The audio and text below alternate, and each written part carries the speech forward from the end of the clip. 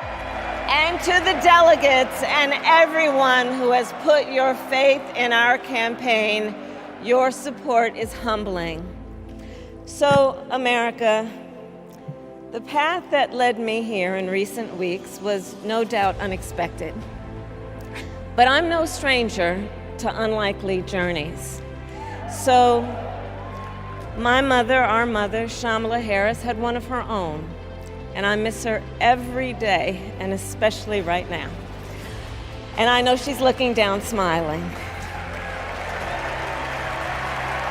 I know that. So my mother was 19 when she crossed the world alone, traveling from India to California with an unshakable dream to be the scientist who would cure breast cancer. When she finished school, she was supposed to return home to a traditional arranged marriage.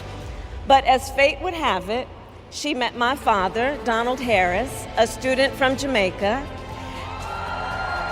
They fell in love and got married, and that act of self-determination made my sister Maya and me. Growing up, we moved a lot. I will always remember that big Mayflower truck packed with all our belongings, ready to go to Illinois, to Wisconsin, and wherever our parents' jobs took us. My early memories of our parents together are very joyful ones. A home filled with laughter and music, Aretha, Coltrane, and Miles.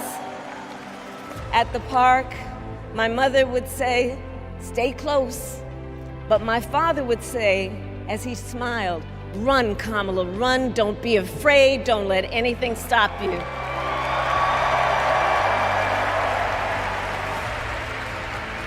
From my earliest years, he taught me to be fearless.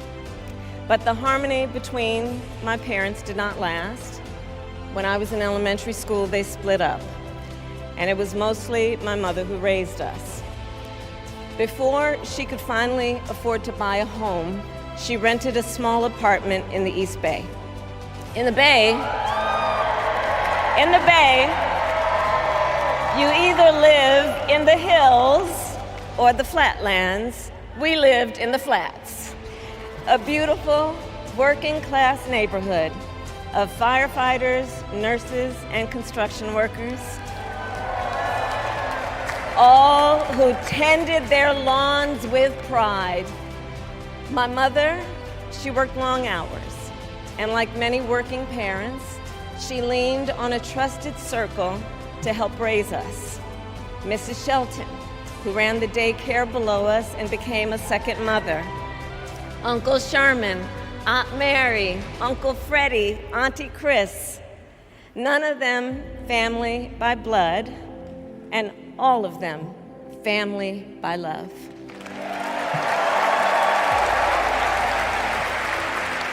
Family who taught us how to make gumbo, how to play chess, and sometimes even let us win. Family who loved us, believed in us, and told us we could be anything and do anything. They instilled in us the values they personified: community, faith, and the importance of treating others as you would want to be treated, with kindness, respect, and compassion. My mother was a brilliant, 5-foot-tall, brown woman with an accent. And as the eldest child, I saw how the world would sometimes treat her. But my mother never lost her cool. She was tough, courageous, a trailblazer in the fight for women's health, and she taught Maya and me a lesson that Michelle mentioned the other night. She taught us to never complain about injustice, but do something about it. Do something about it. That was my mother. And she taught us, and she also taught us, and never do anything half-assed. And that is a direct quote. A direct quote. I grew up immersed in the ideals of the civil rights movement. My parents had met at a civil rights gathering, and they made sure that we learned about civil rights leaders, including the lawyers like Thurgood Marshall and Constance Baker Motley, those who battled in the courtroom to make real the promise of America. So at a young age, I decided I wanted to do that work. I wanted to be a lawyer.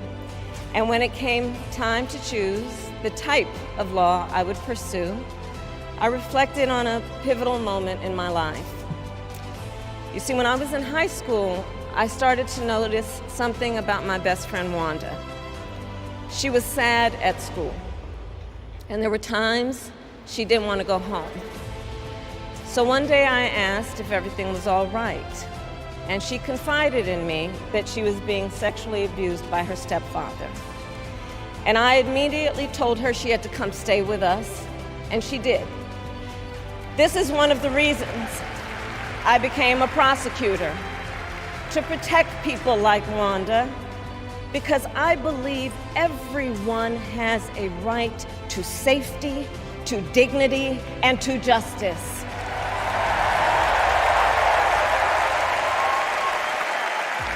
As a prosecutor, when I had a case, I charged it not in the name of the victim, but in the name of the people. For a simple reason. In our system of justice, a harm against any one of us is a harm against all of us.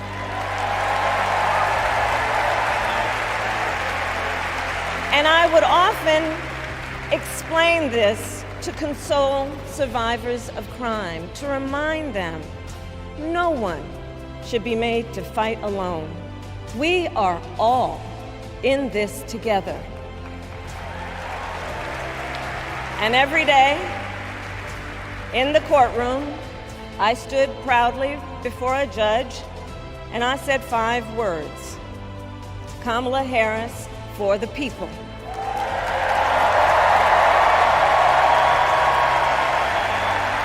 And to be clear, my entire career, I've only had one client, the people. And so, on behalf of the people, on behalf of every American, regardless of party, race, gender, or the language your grandmother speaks, on behalf of my mother and everyone who has ever set out on their own unlikely journey, on behalf of Americans like the people I grew up with, people who work hard, chase their dreams, and look out for one another, on behalf of everyone whose story could only be written in the greatest nation on earth, I accept your nomination to be President of the United States of America.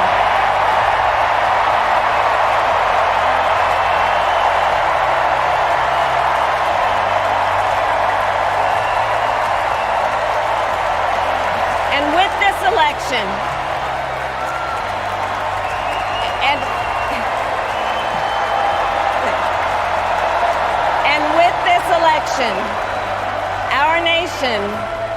our nation with this election has a precious, fleeting opportunity to move past the bitterness, cynicism, and divisive battles of the past, a chance to chart a new way forward. not as members of any one party or faction, but as Americans. And let me say, I know there are people of various political views watching tonight, and I want you to know, I promise to be a president for all Americans. You can always trust me to put country above party and self, to hold sacred America's fundamental principles, from the rule of law to free and fair elections to the peaceful transfer of power.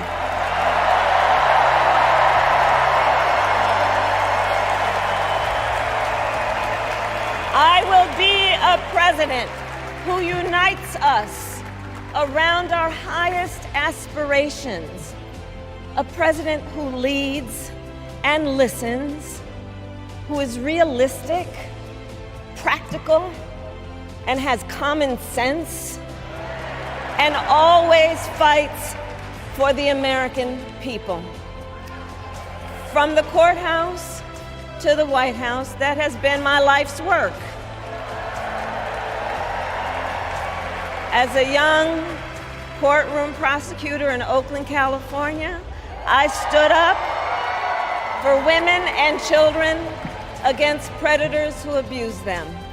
As Attorney General of California, I took on the big banks, delivered $20 billion for middle-class families who faced foreclosure, and helped pass a homeowner Bill of Rights, one of the first of its kind in the nation. I stood up for veterans and students being scammed by big for-profit colleges, for workers who are being cheated out of their wages, the wages they were due, for seniors facing elder abuse. I fought against the cartels who traffic in guns and drugs and human beings, who threaten the security of our border and the safety of our communities. And I will tell you, these fights were not easy, and neither were the elections that put me in those offices. We were underestimated at practically every turn, but we never gave up, because the future is always worth fighting for. And that's the fight we are in right now, a fight for America's future.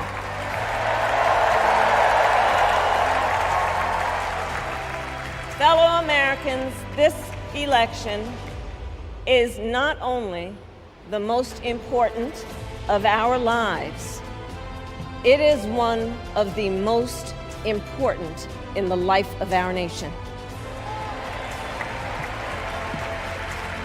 In many ways, Donald Trump is an unserious man. But the consequences of putting Donald Trump back in the White House are extremely serious. Consider not only the chaos and calamity when he was in office, but also the gravity of what has happened since he lost the last election. Donald Trump tried to throw away your votes. When he failed, he sent an armed mob to the United States Capitol, where they assaulted law enforcement officers. When politicians in his own party begged him to call off the mob and send help, he did the opposite. He fanned the flames. And now, for an entirely different set of crimes, he was found guilty of fraud by a jury of everyday Americans, and separately found liable for committing sexual abuse. And consider what he intends to do if we give him power again. Consider his explicit intent to set free violent extremists who assaulted those law enforcement officers at the Capitol. His explicit intent to jail journalists, political opponents, and anyone he sees as the enemy. His explicit intent to deploy our active duty military against our own citizens. Consider the power he will have, especially after the United States Supreme Court just ruled that he would be immune from criminal prosecution. Just imagine Donald Trump with no guardrails, and how he would use the immense powers of the presidency of the United States, not to improve your life, not to strengthen our national security, but to serve the only client he has ever had, himself.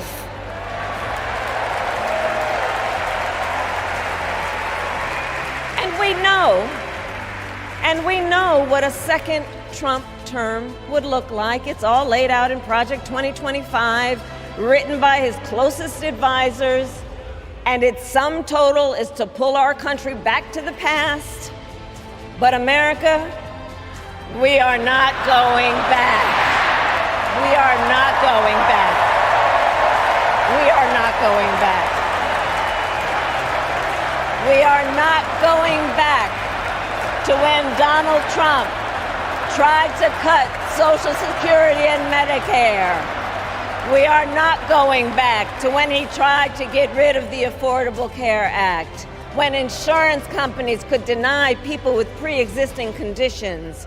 We are not going to let him eliminate the Department of Education that funds our public schools. We are not going to let him end programs like Head Start that provide preschool and childcare for our children. America, we are not going back.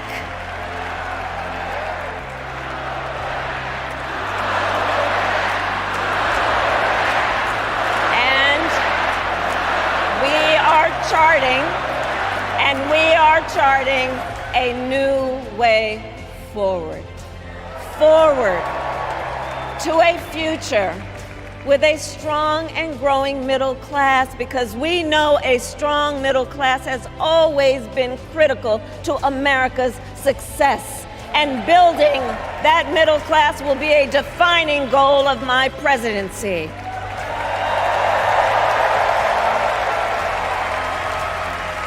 And I'll tell you, this is personal for me. The middle class is where I come from. My mother kept a strict budget. We lived within our means, yet we wanted for little. And she expected us to make the most of the opportunities that were available to us and to be grateful for them. Because, as she taught us, opportunity is not available to everyone. That's why we will create what I call an opportunity economy. An opportunity economy where everyone has the chance to compete and a chance to succeed. Whether you live in a rural area, small town, or big city. And as president, I will bring together labor and workers and small business owners and entrepreneurs and American companies to create jobs, to grow our economy, and to lower the cost of everyday needs like health care and housing and groceries.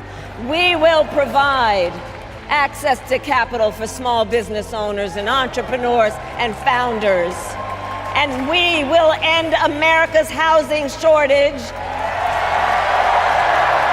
and protect Social Security and Medicare. Now compare that to Donald Trump. because I think everyone here knows he doesn't actually fight for the middle class. He doesn't actually fight for the middle class. Instead, he fights for himself and his billionaire friends. And he will give them another round of tax breaks that will add up to $5 trillion to the national debt. And all the while, he intends to enact what in effect is a national sales tax, call it a Trump tax, that would raise prices on middle-class families by almost $4,000 a year. Well, instead of a Trump tax hike, we will pass a middle-class tax cut that will benefit more than 100 million Americans.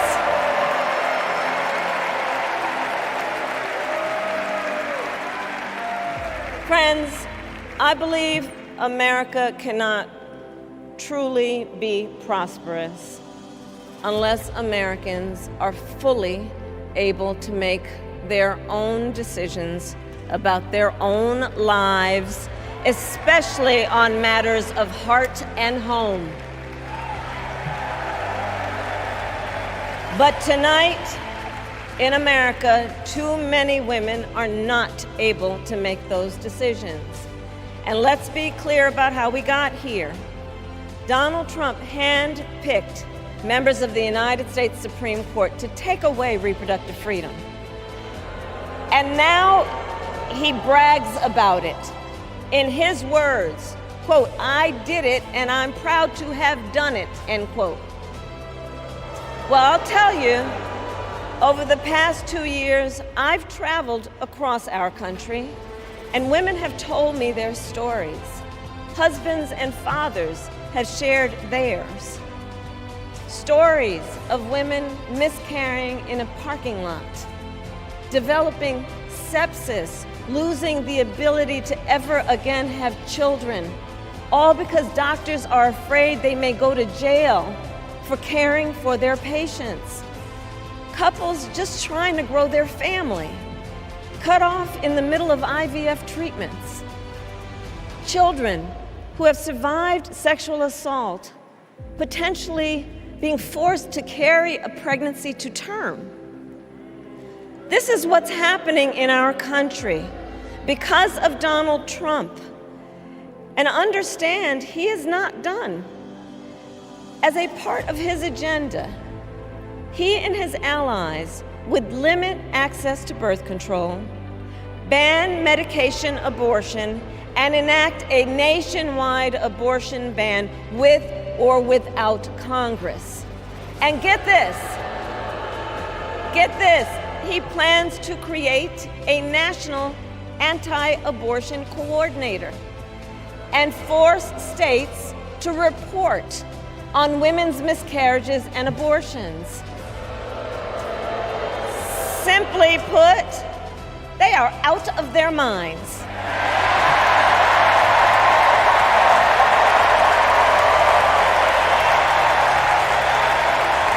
And one must ask, why exactly is it that they don't trust women? Well, we trust women. We trust women.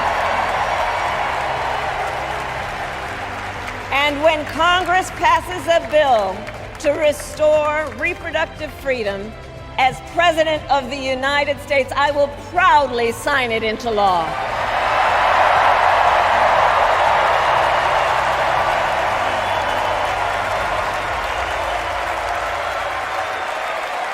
In this election, many other fundamental freedoms are at stake. The freedom to live safe from gun violence in our schools, communities, and places of worship. The freedom to love who you love openly and with pride.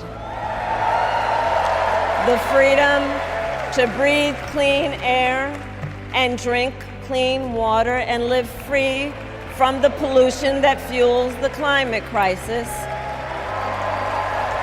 And the freedom that unlocks all the others, the freedom to vote. With this election, We finally have the opportunity to pass the John Lewis Voting Rights Act and the Freedom to Vote Act.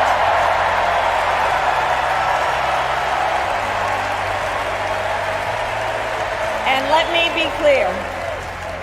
me be clear, after decades in law enforcement, I know the importance of safety and security, especially at our border. Last year, Joe and I brought together Democrats and conservative Republicans to write the strongest border bill in decades. The Border Patrol endorsed it. But Donald Trump believes a border deal would hurt his campaign. So he ordered his allies in Congress to kill the deal. Well, I refuse to play politics with our security. And here is my pledge to you. As president, I will bring back the bipartisan border security bill that he killed, and I will sign it into law. I know we can live up to our proud heritage as a nation of immigrants and reform our broken immigration system. We can create an earned pathway to citizenship and secure our border.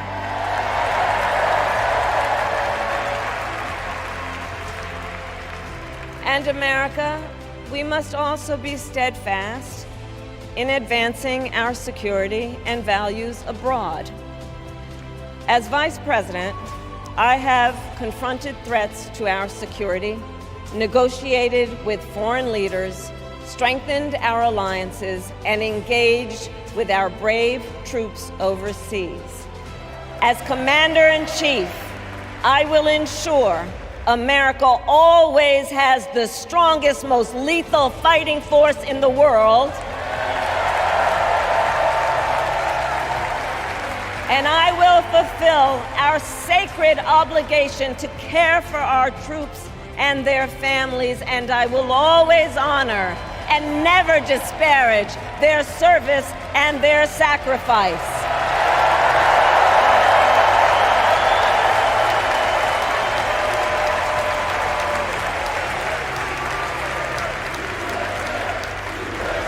I will make sure that we lead the world into the future on space and artificial intelligence, that America, not China, wins the competition for the 21st century, and that we strengthen, not abdicate, our global leadership.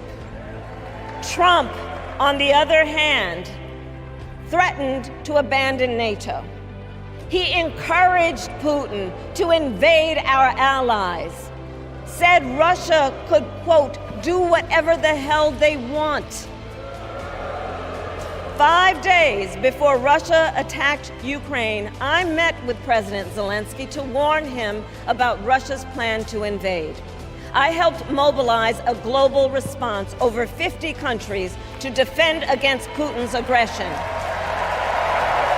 And as president, I will stand strong with Ukraine and our NATO allies.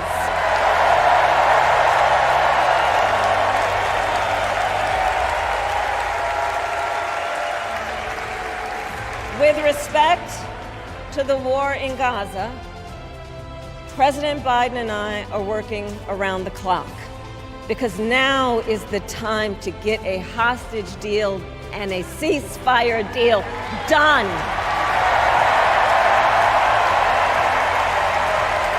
And let me be clear, I will always stand up for Israel's right to defend itself, and I will always ensure Israel has the ability to defend itself, because the people of Israel must never again face the horror that a terrorist organization called Hamas caused on October 7,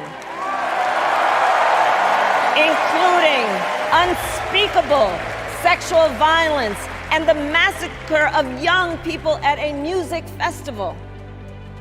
At the same time, What has happened in Gaza over the past 10 months is devastating. So many innocent lives lost. Desperate, hungry people fleeing for safety over and over again. The scale of suffering is heartbreaking. President Biden and I are working to end this war such that Israel is secure, the hostages are released, the suffering in Gaza ends, and the Palestinian people can realize their right to dignity, security, freedom, and self-determination.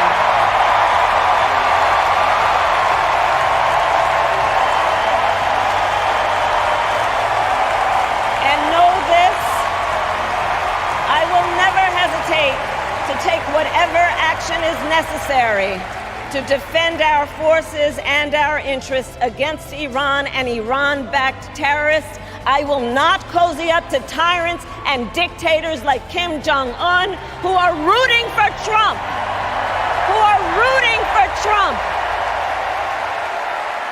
Because, they know he is easy to manipulate with flattery and favors. They know Trump won't hold autocrats accountable because he wants to be an autocrat himself. And as president, I will never waver in defense of America's security and ideals, because in the enduring struggle between democracy and tyranny, I know where I stand and I know where the United States belongs.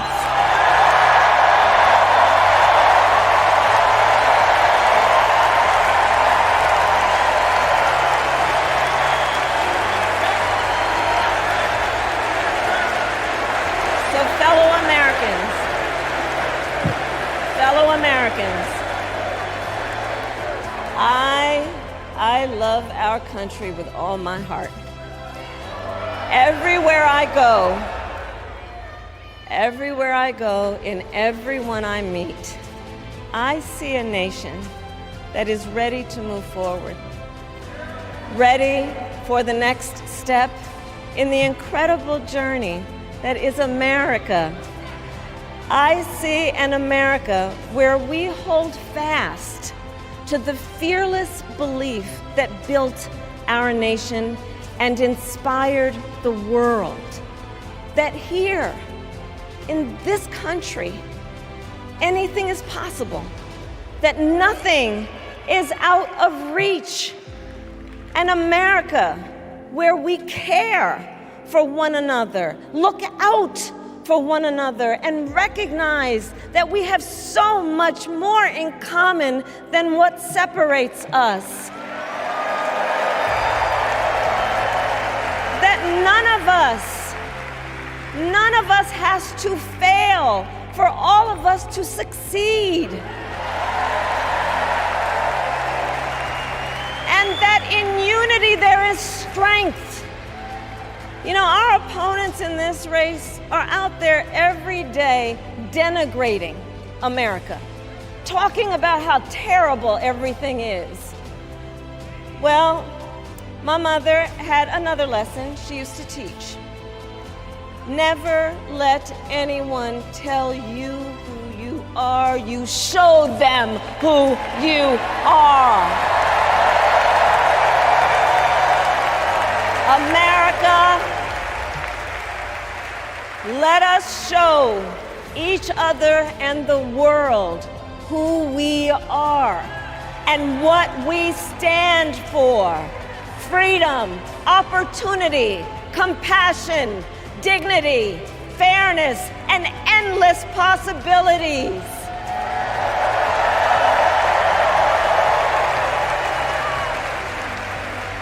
We are the heirs to the greatest democracy in the history of the world. And on behalf of our children and our grandchildren and all those who sacrificed so dearly for our freedom and liberty, we must be worthy of this moment.